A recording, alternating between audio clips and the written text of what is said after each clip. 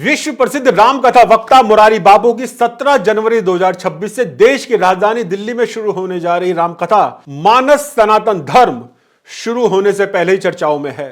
चर्चाओं में इसलिए है कि मुरारी बापू ने महीनों पहले इस कथा का विषय सनातन धर्म घोषित कर दिया था।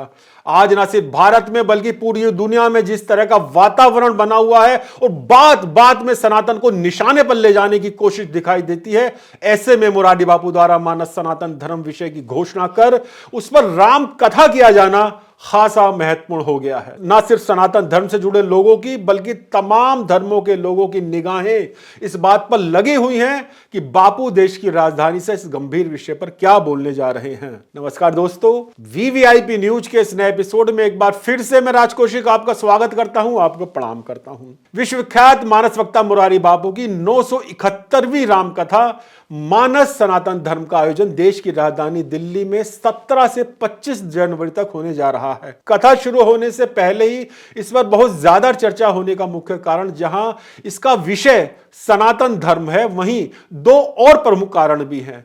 इनमें पहला कारण है कि यह कथा सुप्रसिद्ध जैन मुनि डॉक्टर लोकेश द्वारा स्थापित अहिंसा विश्व भारत संस्था द्वारा आयोजित की जा रही है। दूसरा कारण है कि यह पूरा आयोजन पूर्व राष्ट्रपति रामनाथ कोविंद की अध्यक्षता में होगा।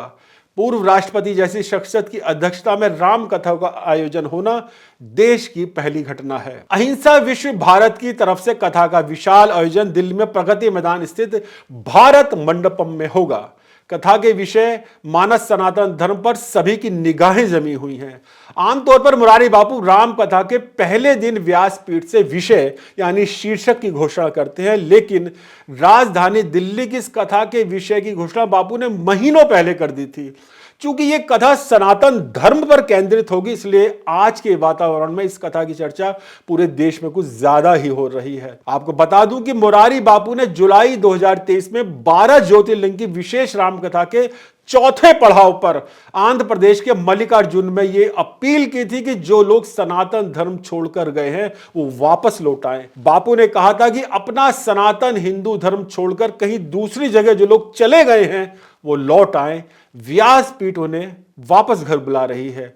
आगे बढ़ने से पहले आइए सुनते हैं मल्लिकार्जुन में क्या कहा था मुरारी बापू ने। अपना सनातन हिंदू धर्म छोड़कर कहीं दूसरी जगह चले गए हो तो लौट आओ। व्यासपीठ अपने घर आपको बुला रही है, आओ। दोस्तों, मुरारी बापू की अपील खूब चर्चित हुई थी। इसलिए भी बापू द्वारा पूरे 9 दिन की रामकथा सनातन धर्म पर केंद्रित किया जाना महत्वपूर्ण माना जा रहा है। दिल्ली के भारत मंडपम में पहले दिन यानी 17 जनवरी को कथा की शुरुआत शाम 4 बजे से होगी, जो लगभग 7 बजे तक चलेगी।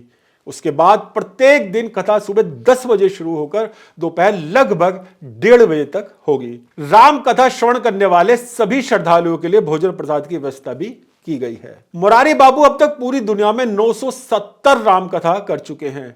यूं तो श्रद्धालुओं और कथा प्रेमियों के लिए मुरारी बापू की प्रत्येक कथा महत्वपूर्ण होती है, लेकिन बापू की कुछ कथाएं ऐसी रही हैं जिनकी चर्चा पूरी दुनिया में हुई है। मुरारी बापू अमेरिका के न्यूयॉर्क स्थित यूएनओ मुख्यालय में रामकथा करने वाले विश्व के पहले रामकथा वक्ता हैं। यह अति महत्वपूर्ण रामकथा जुलाई 2024 में हुई थी। बापू ने इस कथा में पूरे विश्व के मंगल की कामना की थी। मैं इस मंच से बोल रहा हूँ, इस बिल्डिंग से बोल रहा हूँ कि जहाँ जहाँ युद्ध चल रहा है, साल 1.5 साल से कई निर्दोष लोग मर रहे हैं, मुझे यदि इन सरहद पर कथा करने की मंजूरी मिले तो मुझे पोथी लेकर वहाँ जाना। एक बार मरना तो है ही ना, वहाँ मरेंगे।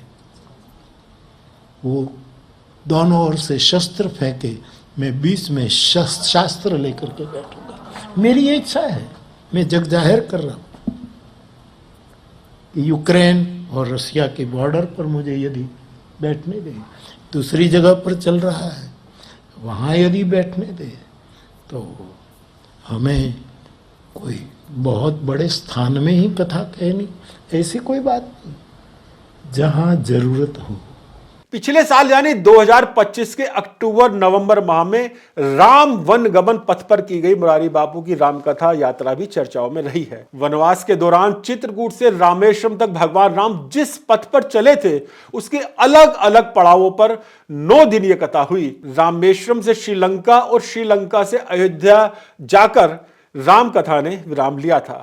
इनमें सती अनुसुईया आश्रम, शबरी आश्रम, किष्किंधा वन, हम्पी जैसे ऐतिहासिक और पौराणिक स्थल भी शामिल हैं। इस विशेष कथा के श्रोताओं को लेकर एक स्पेशल भारत गौरव यात्रा ट्रेन दिल्ली के सफदरजंग रेलवे स्टेशन से रवाना हुई थी। रामेश्वरम तक श्रद्धालु इसी ट्रेन में सवार थे, जबकि रामेश्वरम से श्रीलंका की यात्रा इंडियन एयरलाइंस के विशेष विमान से हुई थी। इसी विमान से सभी लोग श्रीलंका से अयोध्या पहुंचे थे। वर्षों पहले मुरारी बापू विमान और जलयान यानी पानी के जहाज में समुद्र में भी 9 दिवसीय रामकथा कर चुके हैं। सत्य, प्रेम और करुणा को ईश्वर का स्वरूप मानने वाले मुरारी बापू व्यासपीठ से अक्सर कहते हैं कि दूसरों को सुधारने के बजाय हमें दूसरों को स्वीकार करने की आदत डालनी चाहिए। बापू ये भी कहते हैं कि हम राम का नाम तो लेते हैं मगर राम का काम नहीं करते।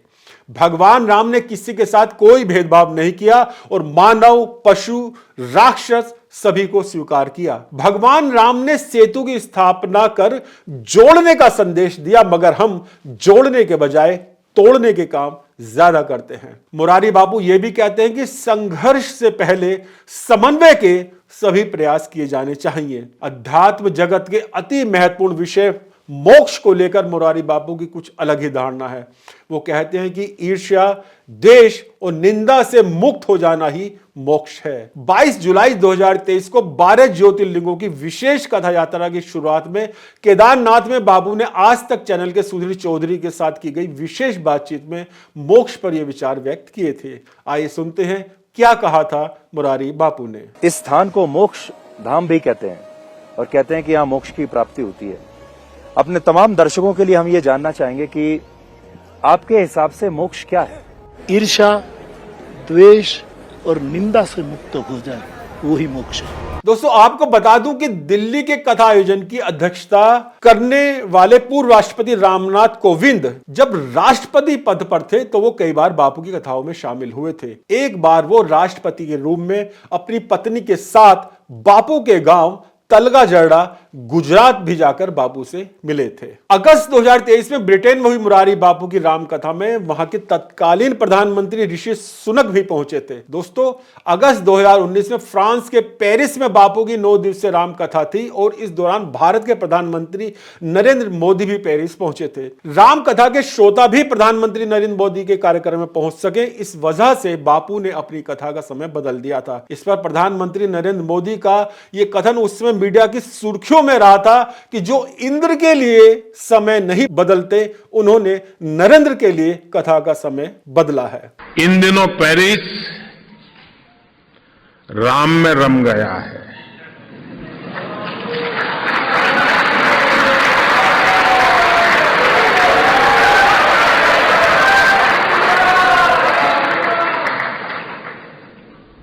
पूज्य बापू की निसरा में सब लोग राम की भक्ति में डूबे हैं।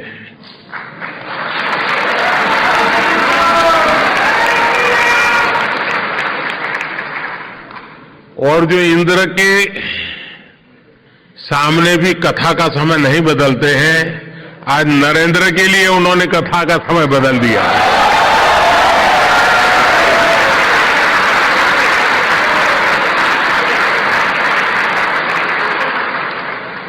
और उसका कारण बापू के रग रग में राम भक्ति भी है, राष्ट्र भक्ति भी है। दोस्तों प्रधानमंत्री नरेंद्र मोदी, पूर्व राष्ट्रपति रामनाथ कोविंद, ब्रिटेन के पूर्व प्रधानमंत्री ऋषि सुनक जैसे बड़े नामों की चर्चा मैंने खास वजह से की है। एक तरफ जहां इतनी बड़ी बड़ी हस्तियां बापू के संपर्क में रहती हैं, वहीं मुरारी बापू गांव देहात के छोटे से छोटे, पिछड़े से पिछड़े व्यक्ति के घरों तक स्वयं पहुंचते हैं और भिक्षा ग्रहण करते हैं। कभी चारपाई पर तो कभी जमीन पर बैठकर उस घर का भोजन ग्रहण करते हैं। इतना ही नहीं, लोक कलाकारों, गायकों, कवियों, संगीतकारों आदि कला जगत के सभी लोगों का बहुत ज्यादा सम्मान करते हैं। गाजियाबाद में लगभग 3.5 दशक पूर्व मई 1990 में घंटा घर रामलीला मैदान में मुरारी बापू की रामकथा हुई थी। उसके बाद फरवरी 2016 में हिंदी भवन में हुए एक कवि सम्मेलन में मुख्य अतिथि के रूप में मुरारी बापू पधारे थे। उनकी तरफ से गाजियाबाद के शायर मासूम गाजियाबादी और जबील हापोड़ी का नागरिक अभिनंदन करते हुए उन्हें 1-1 लाख रुपए की सम्मान राशि भी दी गई थी। ऐसे रामकथा वक्ता मुरारी बापू की दिल्ली में होने जा रही कथा को लेकर गाजियाबाद के श्रद्धालुओं में भी खासा उत्साह है। गाजियाबाद के प्राचीन दुधेश्वर नाथ मंदिर के पीठाधीश्वर और जूना अखाड़ा के अंतरराष्ट्रीय प्रवक्ता श्री महेंद्र नारायण गिरी जी को भी कथा आयोजकों की तरफ से कथा श्रवण के लिए विशेष रूप से आमंत्रित किया गया है। तो मित्रों, आज के एपिसोड में बस इतना ही। यह एपिसोड आपको कैसा लगा कमेंट्स बॉक्स में जरूर लिखिए और सब्सक्राइब करना बिल्कुल ना भूलिएगा। वीवीआईपी न्यूज, नमस्कार।